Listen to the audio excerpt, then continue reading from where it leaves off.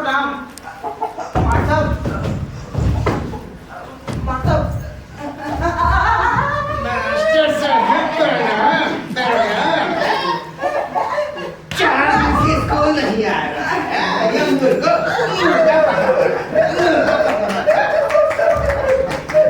बता 4 दिन से पढ़ाई नहीं आ रहा है। हम तो पिछले साल पास हो गए मास्टर। पास हो गए?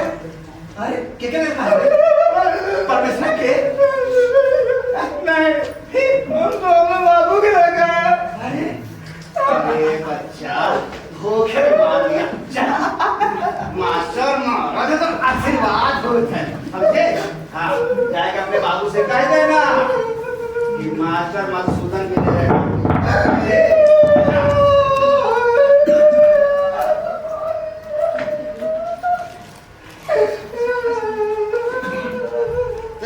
लड़का ऐसा छोटा बढ़ाए रहते हैं पहचानना मुश्किल हो जाता है कौन किसका लड़का है।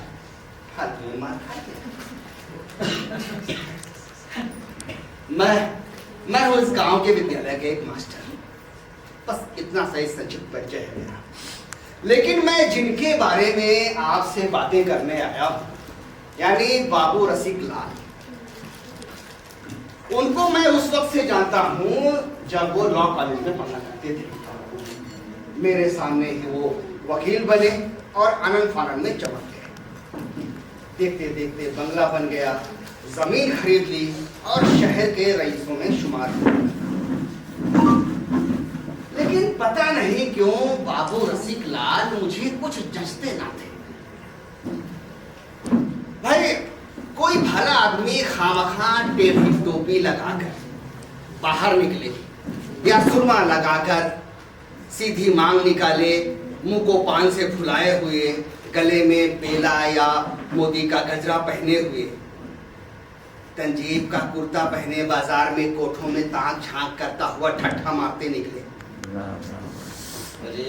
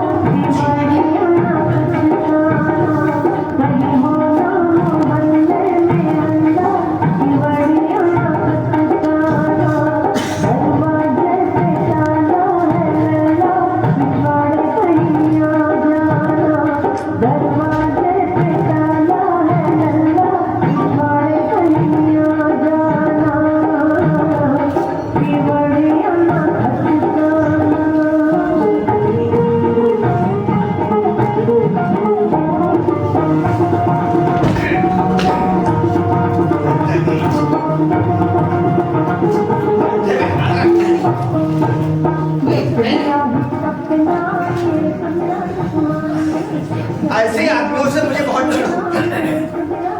अब ऐसे लोग अगर मुझसे म्यूनिसिपल मेंबरी का वोट मांगने आए तब भी मैं न दूं। ऐसे लोगों से रिश्ता करना तो दूर की बात है। अब बाबू रसिक लाल ऐसे ही रंगीले आदमी हैं, लेकिन मुझे ये लगता है कि भले आदमी को जरा गंभीर और सादगी पसंद होना चाहिए। अब रसिक लाल जैसे वकील को तो मैं कभी ना करूं चाहे मुझे कितनी भी जरूरत पड़ जाए। अरे ऐसे आदमी अगर राज बिहारी घोष के जैसे कानून दाम हो तब भी मैं उनको कभी वकील ना लूं। अरे भाई ठीक है, आपकी तर्कशक्ति ऊंचे दर्जे की है, जिरह भी आप बहुत अच्छी कर लेते हैं, लेकिन सीधी टोपी लगा लेने से और सीधी चाल चल लेने से वकालत आपकी ठंडी नहीं पड़ जाएगी। अरे मैं तो ये मानता हूं कि आप अपना बांकपन छोड़कर और शराफत की चाल चलना शुरू कर लें तो बात की प्रैक्टिस दूनी हो जाएगी। लेकिन भाई अब क्या दूसरों के मामले में रखेंगे, जब भी सामने पड़ते हैं मेरे, मैं दूसरी तरफ मुंह घुमाकर खड़ा हो जाता हूँ या तो किसी गली में जाके छुप जाता हूँ। सड़क पर ऐसे लोगों से बात करना मैं मुनासिब नहीं समझता। अरे ठीक है भाई, नामी वकील आप हैं और मैं गांव का छोटा सा मास्टर। नहीं, मुझे उनसे द्वेष नहीं है। उन्होंने मेरा क्या बिगाड़ा है जो मैं उनसे जलूं? बल्कि तो मेरी इज्जत और खातिरदारी करते हैं। एक बार लड़की की शादी थी, मैं उनके यहाँ गया और उनसे कुछ दरिया और कुछ सामान मैंने उनसे मांगे। उन्होंने फौरन 2 ठेले भरवाकर दरिया, कालीने, जाजिम, चेकियां और मखदूदे भिजवा दिए। मुझे उनसे द्वेष नहीं है, बल्कि पुराना परिचय होने के कारण बहुत प्रेम है मुझसे। लेकिन उनका ये भागपन मुझे अच्छा नहीं लगता। अब एक दिन रेलवे स्टेशन पर मुझे मिल गए और तपाक से मेरे कंधे पर हाथ रखा। अरे मास्टर, यहाँ कैसे? किसी को छोड़ने आए हो या किसी को लेने आए हो? हाँ, और छोड़ने आया था। अरे तुमने तो सब कुछ छोड़ दिया है मास्टर। अरे कुछ अपना भी लो, हैं? अब फिर हमने कितनी बार तुम्हें दावतें भेजी और तुम हो कि हमेशा अपने मन के रहते हो। अरे कभी कभी दोस्तों का भी ख्याल रख लिया करो। अवकाश ही नहीं मिल पाता। उसके पास अवकाश है मास्टर, है? अवकाश तो निकालना पड़ता है और वो भी मित्रों के लिए तो अवकाश ही अवकाश है। कभी कभी लगता है मेरा तांगा आ रहा है। अब मैं चलता हूँ। अब तुमको बुलाना बेकार है। क्या कहते हैं वो ना कि तुम्हें गैरों से कब फुर्सत और हम अपने गम से कब खाली। अब चलो, हो चुका मिलना हमारा तुम्हारा, ना तुम खाली ना हम खाली।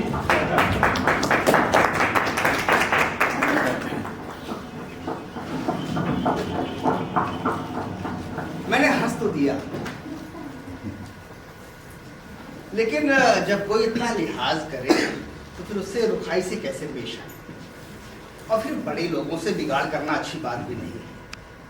पता नहीं कब किस गरज से उनके सामने जाना पड़ जाए। लेकिन उनकी ये बेतकल्लुफी मुझे बिल्कुल पसंद नहीं है। अब भाई देखिए, ना तो मैं तपस्वी हूं ना कोई जाहिद, लेकिन मुझे ये लगता है कि अरसी होना इस बांपपन से ज्यादा बुरा है। अरे शुष्क जीवन भी क्या कोई जीवन है जिसमें विनोद का कोई स्थान न हो? वन की शोभा हरे भरे सरस वृक्षों से है, सूखे हुए पेड़ों से नहीं।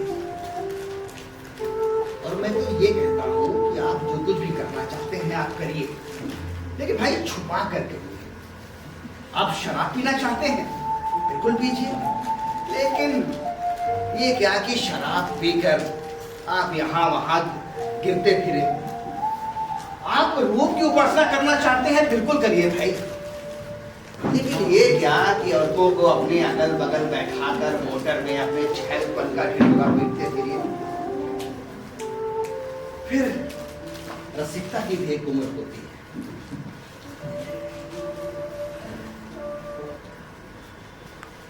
जब आपके बच्चे बड़े हो जाए या लड़की की शादी हो जाए या बाल पक जाए, तो आपको जरा गंभीर हो जाना चाहिए। आपका दिल अभी जवान है, बहुत अच्छी बात है। अरे मैं आपको इसके लिए मुबारकबाद देता हूं भाई, लेकिन वासना कभी बूढ़ी नहीं होती। मेरा तो अपना अनुभव है कि उम्र के साथ साथ वो और भी प्रौढ़ होती जाती है।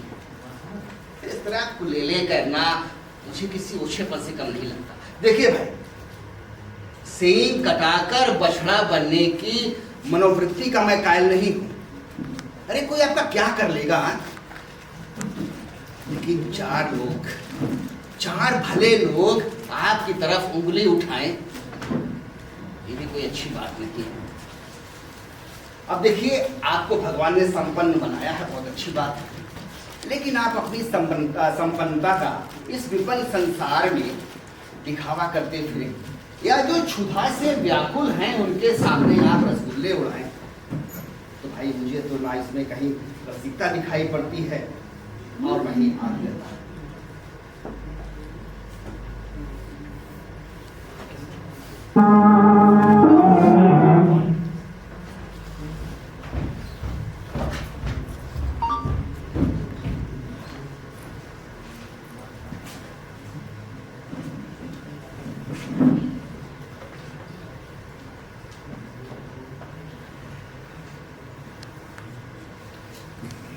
रसिक लाल की बेटी की शादी पड़ी है। मुझे उन्होंने खास तौर पे कहा है कि मास्टर साहब आपको 3 दिन पहले, बारात से 3 दिन पहले आकर सारी व्यवस्था संभाल लेनी है और खासकर बारातियों का ध्यान आपको ही रखना है। बारात मथुरा से आई, ऐसी ठाठ की बारात है कि मैं क्या बताऊं। इस इलाके में इससे पहले इस तरह की बारात नहीं देखी गई। बड़े धर्मशाले में जनवासा है, वर का पिता किसी रियासत का दीवान है।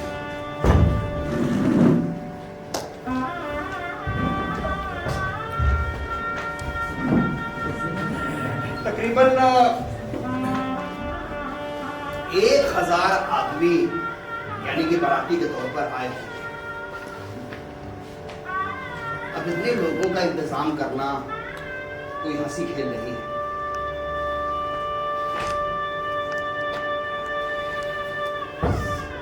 अरे रामलाल, हाँ सर, इधर आओ। आए मास्टर, क्या हो गया? ये सजावट के लिए जो सामान मंगवाया था, कहाँ? पहले मार साहब हमारा बात सुन लो। कुछ छगन हरिवार को लाओ, समझा? नहीं तो हम तो छाए जाए हो जाए। क्या हो गया? अरे मार साहब क्या बताइए क्या हो गया? सुबह से हमको तंग करे कि रामलाल तुम काम चोर हो, ही नहीं करा तो वो नहीं करा तो दिन भर बैठ के पूरी तोड़ा था ससुरा। अरे मजाक किया होगा तुमने। अरे कुछ नहीं, हमसे जला था ससुरा हैं। जब देखो कहा था रामलाल ये लिया, रामलाल तुम कुछ करा तो नहीं हो, वो लिया हैं। उसने हमसे कहा रहा कि घी तेल मंगवाया, जो हमने लखन को भेज के घी तेल मंगवा दिया और लाके धर दिया उसके पास।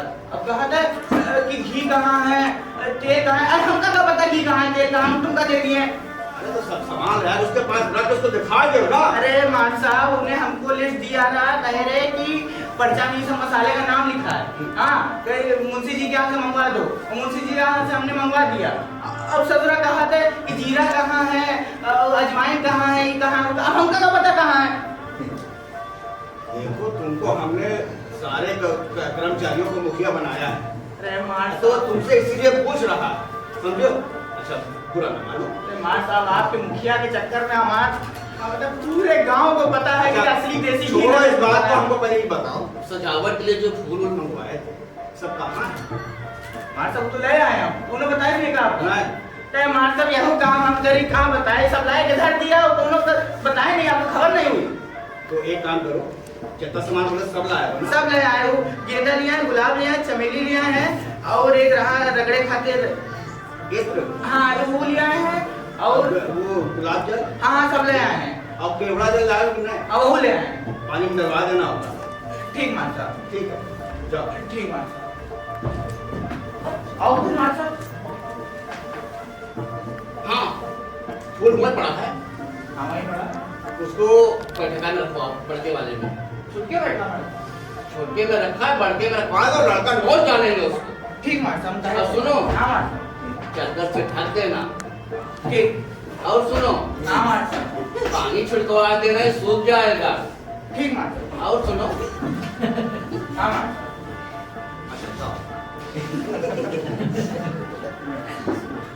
आपको 1000 बारातियों के खाने पर पीने की व्यवस्था करनी है। हमारे अपने घर में अगर 40-50 बाराती भी आ जाते हैं तो कितनी परेशानी। फिर बारातियों का मिजाज आप जानते हैं, कितने तानाशाह होते हैं, एक से एक बेहुदा फरमाइशें कर रहे हैं।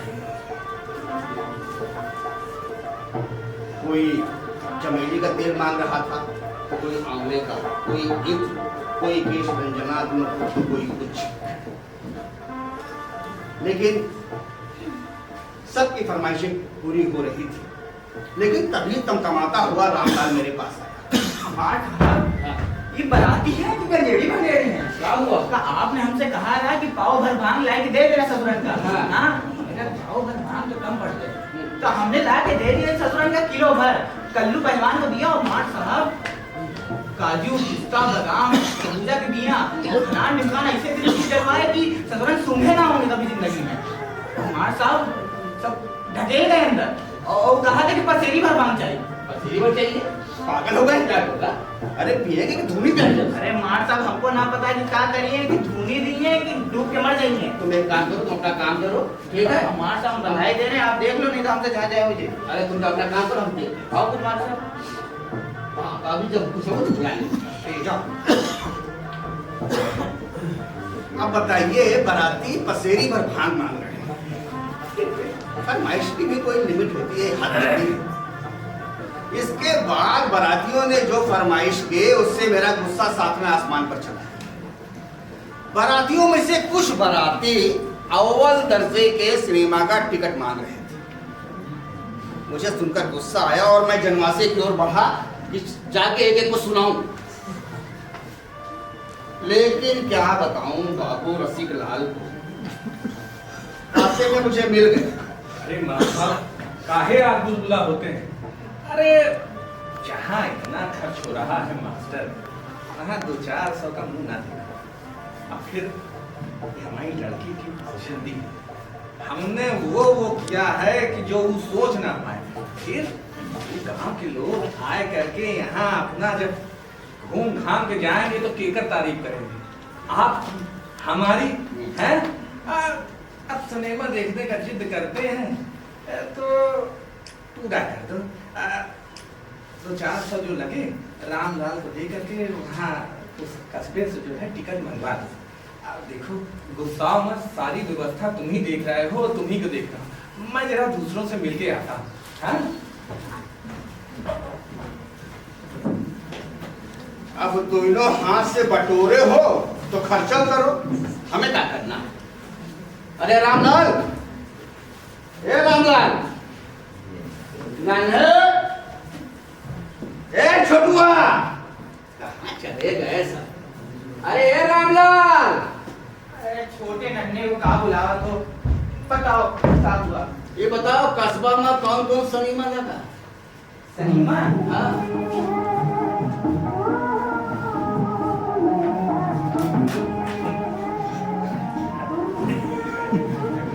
किस्मत लगी है हमारे साहब। किस्मत लगी है। और बड़े घर की बेटी अच्छा, आओ कौन लगी? और हमारे साहब पारस बड़ी। पारस मणि। ये बताओ कितने बाराती हैं सिनेमा जाए तो वो बुआ है, वो छुटका लड़का बैठा है पीछे। अच्छा रुको रुको रुको, दुल्हा के जीजे 5 ठो हैं, 6 ठो फूफा, दुल्हा के दोस्त, ये दोस्त सब मिलाए थे। एक काम करो रामलाल, किस्मत के तुम ले लो 35 टिकट। ठीक, किस्मत के 35। हाँ, पारस मणि को मारो गोली। बड़े घर की बेटी के ले लो 15 टिकट। 15 बड़े घर की बेटी। हाँ, तो 35 और 15 कितना हुआ? 35 और 15। अरे 50 हुआ रामलाल। हाँ मार साहब। जाओ 50 टिकट रह गया। ठीक मार साहब। अब मगा मार साहब, हम पूछ रहे हैं वो सब का ले कौन जाए? अरे छोटुआ का या नन्हे को भेजो, दिन भर पड़े पड़े खर्चा तोड़ रहे हैं। हाँ? न काम के न काज के, दुश्मन अनाज के। समझो? ठीक। लेकिन हे रामलाल, हाँ छोटुआ नन्हे जाएंगे तो सत्यानाश कर देंगे। मार साहब एकदम जवान की बात छीन लियो, हम वही कह रहे थे। हाँ छुपवा नन्हे गए और सत्यानाश हुए तो सवा सत्यानाश कर दी। हाँ, तो मार साहब, एक काम करो, कोनो जिम्मेदार आदमी को भेजो। हाँ मार साहब, यहाँ कौन जिम्मेदार आदमी कहाँ है? ये रामलाल, तुमसे जिम्मेदार कौन होगा? मतलब हम आप गए तो मार साहब तो हम हैं, मगर हम कैसे चले जाए? ये सब काम पड़ा है ना तो हम कर ही जाए। तुम यहाँ की चिंता ना करो, छोटुआ नन्हे सब कराए, तुम उनको लेके जाओ। ठीक मार साहब। मगर मार साहब, टिकट तो 50 ही है बाराती भी तो 50 हैं। और हमार अरे तुम उनके व्यवस्था देखोगे, चाय पानी कराओगे कि बाबा सिनेमा देखोगे अंदर घुस के? ठीक। ये रामलाल, हाँ मार साहब, द्वारे कब तक खड़े रहोगे? वही मार साहब। एक टिकट तुम भी ले लो। मार साहब, हम सब व्यवस्था कर दो मार साहब। व्यवस्था कैसा?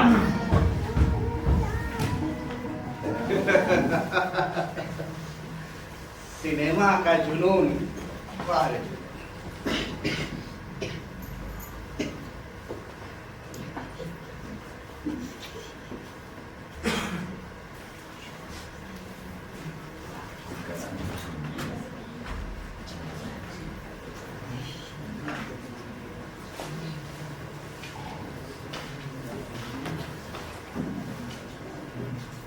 रसिक लाल की बेटी की शादी हुआ 3 महीने हो गए। उस शादी की यादें आज भी मेरे जहन में ताजा है। कितनी बढ़िया शादी हुई।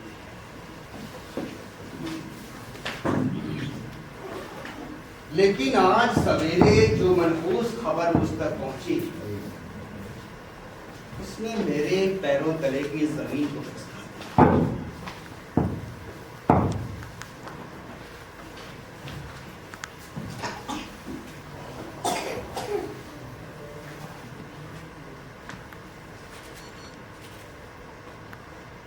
खबर ये आई कि बाबू रसिक लाल का दामाद मर गया, वही जिसकी नई शादी हुई थी।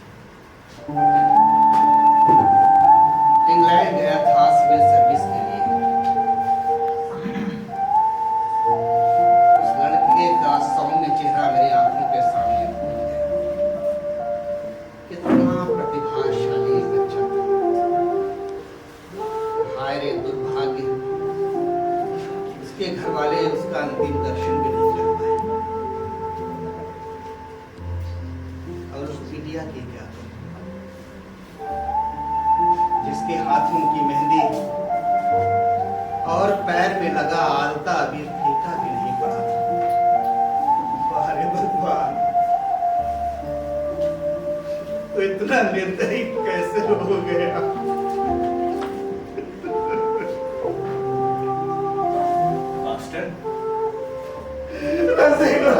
अरे कैसे हो? क्यों रोते हो बस? अरे तुम तो उस बालक की तरह रोते हो जिसके हाथ से मिठाई छीन ली गई। मास्टर, बालक भी मिठाई छीनने पर इसलिए रोता है कि उसे लगता है कि वो रो करके फिर वो मिठाई ले लेगा, लेकिन तुम तो उस चीज के लिए रोते हो।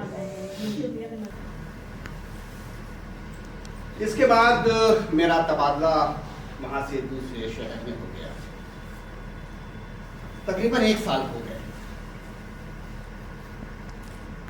ना तो रसिक लाल की कोई खबर मिली, ना ही कोई चिट्ठी, और व्यस्तता के कारण मैं भी कोई चिट्ठी नहीं लिख पाया।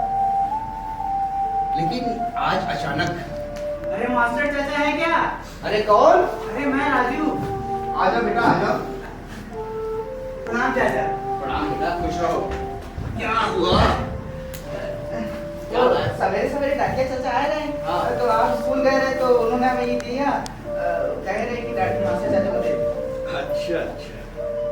सब ठीक था ना चाचा? हाँ बेटा, और मैं चाचा ठीक ये- हूँ। ठीक है। टेलर मास्टर भिजवाएं क्या इसको? हाँ चाचा। अच्छा। ठीक है, चलिए। हाँ बेटा जाओ।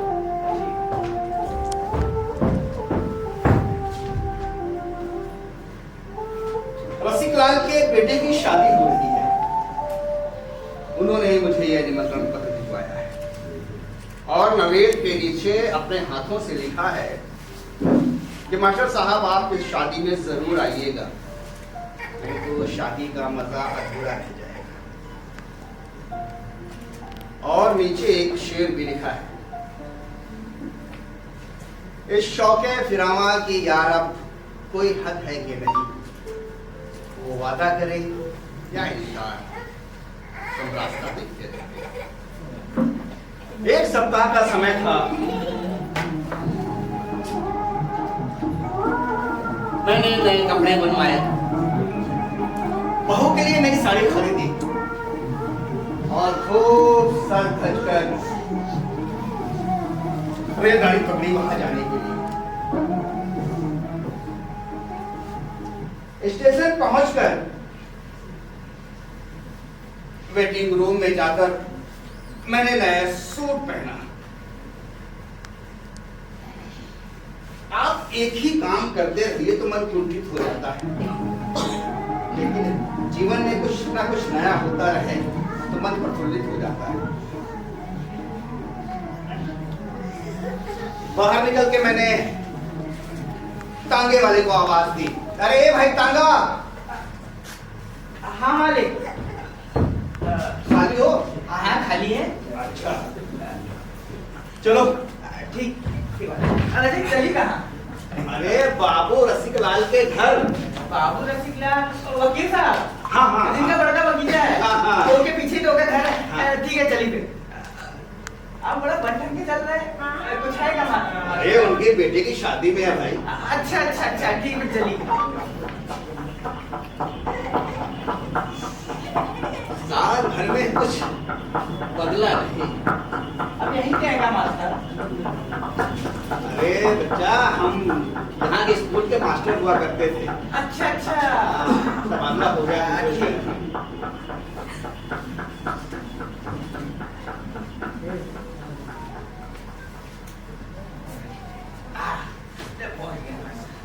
अच्छा और कोई कहूँगा आ गया। कितना पैसा हुआ? अब आपसे कहा बोनी करब, जो लिए ले लिए। ले अच्छा ठीक है। ठीक मास्टर। अच्छा बच्चा, सामान गुजरा अंदर रखवा दो। ठीक ठीक। जब मैं बाबू रसिकलाल के घर पहुंचा तो 3 बज रहे थे। द्वार पर शहनाइयां बज रही थी, बंधन मार बंधे हुए थे। मालिक इनमें का आम है। गेहूं आम की कमी पड़ गई। जब मैं अंदर आंगन में दाखिल हुआ तो देखा कुछ लोग घेरा बनाकर खड़े हुए हैं। मैंने सोचा शायद गहनों की नुमाइश हो रही होगी। तभी रामलाल मेरे बगल से गुजरा।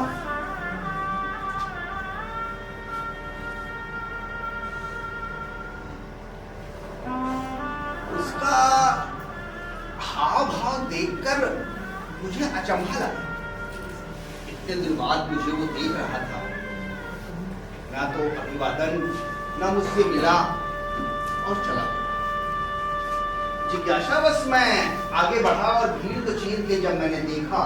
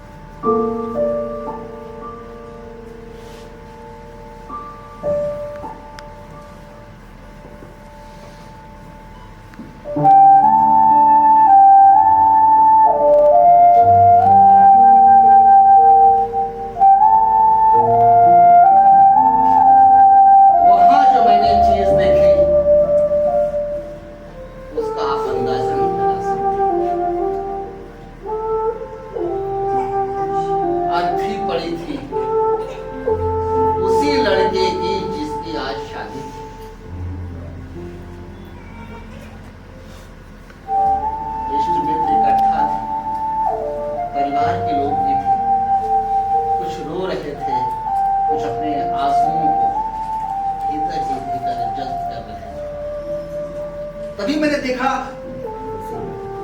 बाबू रसिकलाल, ना उनके माथे पे कोई शिकन, ना मुख पर वेदना। अरे मास्टर, तुम कब आए मित्र? कब आए? बस बस बस बस मास्टर, देखो रसिकलाल क्या हो गया? अरे मास्टर, ये तो होता जाता रहता है। तुम बताओ, तुम थके होगे, एक काम करो, तैयार हो जाओ, नाश्ता पानी कर लो। देखो अभी कुछ ही घंटों में बारात उठेगी और हम लोगों को बस इसी गन्ने के तक तक चलना है। हाँ, और देखो मैंने सारी व्यवस्था की, वो भी तुम्हारे बगैर। फूलों की कोई कमी नहीं, सुर्ख लाल गुलाब से भर रखा है। और हाँ, वहां हाथी और घोड़े हैं। पुलिस बैंड मंगवाया मैंने, पुलिस बैंड। कहते थे कि यहाँ नहीं आएंगे। मैंने कहा हमारे बेटे की शादी है, कैसे नहीं आएंगे। फिर होते करते व्यवस्था हो ही गई। अभी पुलिस बैंड के साथ हम लोग चलेंगे और इस बारात के साथ। हाँ देखो मैं जरा आता हूँ और तुम तब तक व्यवस्था देखो, बस थोड़ी ही देर में बारात उठती है। हाँ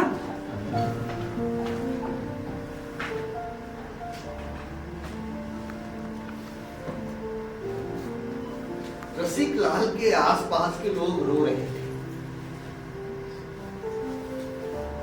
लेकिन खुद उस लड़के का पिता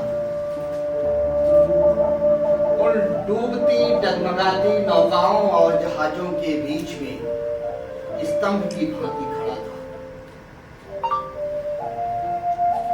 अगर रसिक लाल रोते तो उन्हें कौन चुप करा? मुझे लगा अभी तक मैं कितनी गलत फहमियों में जी रहा था। रसिक लाल का बाह्य रूप मुझे बिल्कुल पसंद नहीं था, उनका जिंदगी जीने का सलीका मुझे बिल्कुल पसंद नहीं था। लेकिन आज जो मैं उनका रूप देख रहा था उससे मैं हतप्रभ था। उनके बारे में मेरी धारणा बदल चुकी थी। वाह रसिक लाल। मास्टर बारात ले चलो भाई। बारात जब गाजे बाजे के साथ निकली, लाश को गाड़ी पर रखा गया, तो रसिक लाल उसी बांकपन के साथ रेशमी कुर्ता पहने हुए, टोपी लगाए हुए घोड़े पर सवार होकर अर्थी के पीछे पीछे चल रहे थे। तभी भीड़ में से कोई चिल्लाया, राम नाम सत्य है। कौन है? राम नाम सत्य क्या होता है भाई? ये बारात है और फिर राम तो हमेशा सत्य के साथ रहे हैं और यही सत्य है। मास्टर तुम्हारे मन पसंद गाना लगा है, नाचोगे नहीं?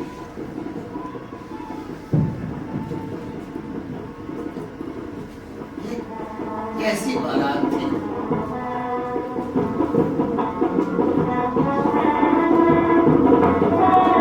पहली बार किसी अर्थी के बैलों को नाचते गाते बैंड के साथ इतने धूमधाम से जाते हुए देख रहा था। लाश तब शमशान पर पहुंची और गाड़ी से उतारकर उसे चिता पर रखा गया। तो बाबू रसिक लाल ने जोर से अपने सीने पर हाथ मारा, जैसे विद्रोही आत्मा पुकार कर कुछ कह रही हो। लेकिन दूसरे ही पल वही रसिक लाल की चिर पर मुस्कान उनके होठों पर तैर गई।